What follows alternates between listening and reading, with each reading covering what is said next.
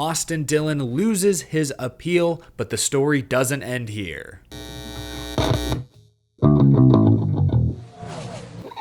How's it going, y'all? My name is Eric. Welcome to Out of the Groove. The National Motorsport Appeals Panel has made their decision. We'll break it down in just a moment. First, this episode is sponsored by Electric e-bikes. Introducing the Electric X Peak. Electric's all-terrain e-bike is equipped to take you off-road and encourages exploration. 26-inch fat tires, over 1,300 watts of peak power, trail-ready suspension. I've only just begun to break in my new Electric X Peak, but it's a whole lot of fun, and I'm a big guy, so it's nice to have a bike that fits comfortably. Check out the X Peak and Electric's many other e-bike models at electricebikes.com. That's electricebikes.com. I'll put the link down in the description as well. Now let's get to the big news of the day. 10 days ago, Austin Dillon won at Richmond Raceway in controversial fashion. He knocked the 22 car out of the way, then made contact with the 11. The 3 car crossed the line first, but then 3 days later, NASCAR decided that win would not count towards playoff eligibility. Austin Dillon was docked 25 driver owner points, and his spotter Brandon Benesch was suspended for 3 races. Richard Childress Racing opted to appeal this penalty, and today their appeal was heard. The National Motorsports Appeals Panel decided to uphold most of the penalties levied by NASCAR. The only change they made is that Brandon Benesch's 3-race suspension has been reduced to 1 race. But this ruling means that Austin Dillon's Richmond win still does not count towards playoff eligibility. Right now, Austin Dillon is 29th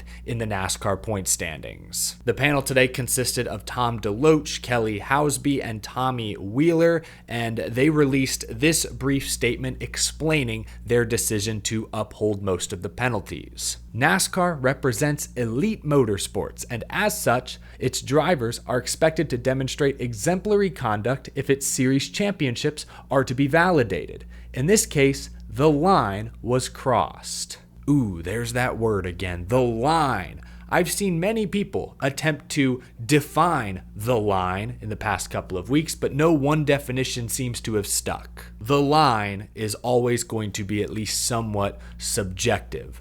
I believe the appeal panel made the right decision. I can't recall someone blatantly wrecking 2 cars for the win and for a playoff spot in recent memory. Like I've been saying, if the car and the format encourage this style of racing, at some point the sanctioning body has to step up. Nobody wants NASCAR to make these difficult calls, not even NASCAR. But we are in a new era. The cars have never been more durable. The stakes have never been higher. You can't call races today like you did in 2005. NASCAR used to issue rough driving penalties all the time in the 20th century, but largely I think that was safety driven. That's another thing. The cars are extremely safe nowadays, so that's not even a deterrent. Overall, I agree with the panel's reasoning. Now, how the appeal process works is pretty interesting. So for this appeal, NASCAR has to bring the receipts, bring the evidence, the proof that a violation occurred. Then the panel must decide if the team, quote, more likely than not, broke the rules. That's how it's worded in the official rulebook. Then, and this part's important, if the panel finds that a violation occurred, they are not allowed to rescind any part of the penalty. They can modify the penalty, increase or decrease the number of points, increase or decrease the fine, but they can't remove any part of the penalty entirely. That's new to the rulebook after last season, Hendrick Motorsports got away with Louvergate. That change in the rulebook, I think, really hurt Richard Childress Racing's chances of winning today. But now Richard Childress Racing does have the right to go to the final appeals officer, in which case now it's on the team to provide evidence that backs up their claim.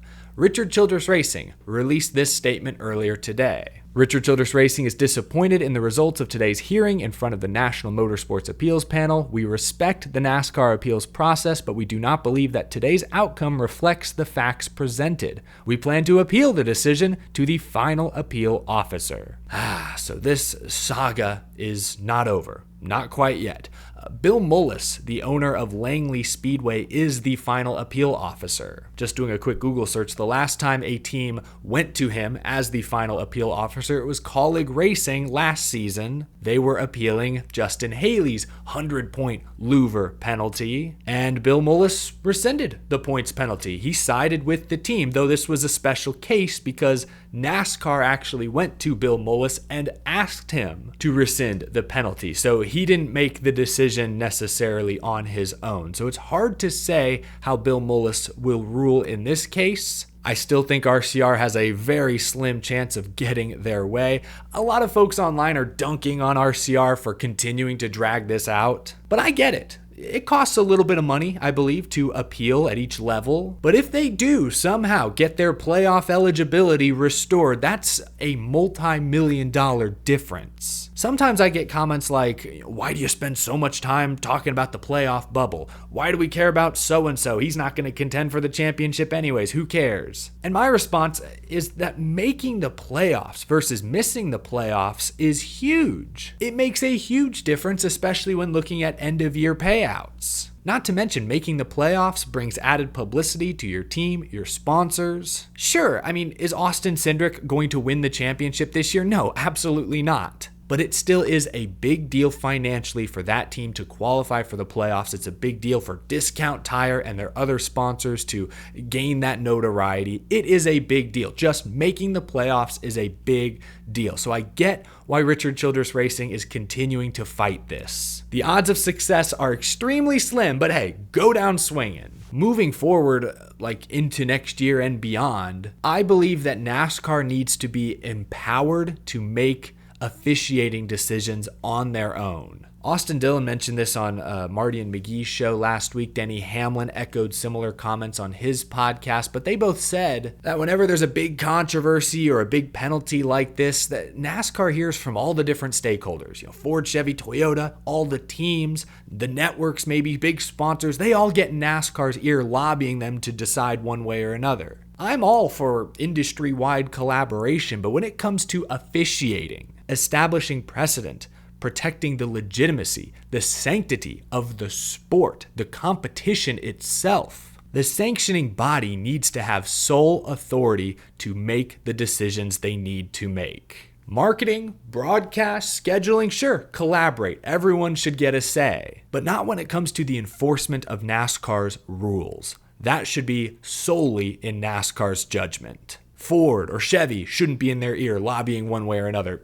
Fox or the networks shouldn't be deciding how to call a race. These kinds of calls should be made at the track by NASCAR within minutes of the actual incident. I don't want to see bump and runs or incidental contact leading to a crash get penalized. It's the egregious, obvious moves that should get called. And if it's not obvious, then it should probably be a no call. But I do believe the language in the rulebook needs to be adjusted so that next year NASCAR has the authority to make these calls at the track. We shouldn't be waiting until Wednesday for a ruling. We shouldn't be waiting until the following Wednesday for the appeal to be heard. We shouldn't be waiting, who knows, another week, 2 weeks for the final appeal. These kinds of calls should not be dragged out for weeks. If short track series can penalize drivers in the moment, NASCAR should be able to as well. I just think right now they don't have the authority. That should change going into next year.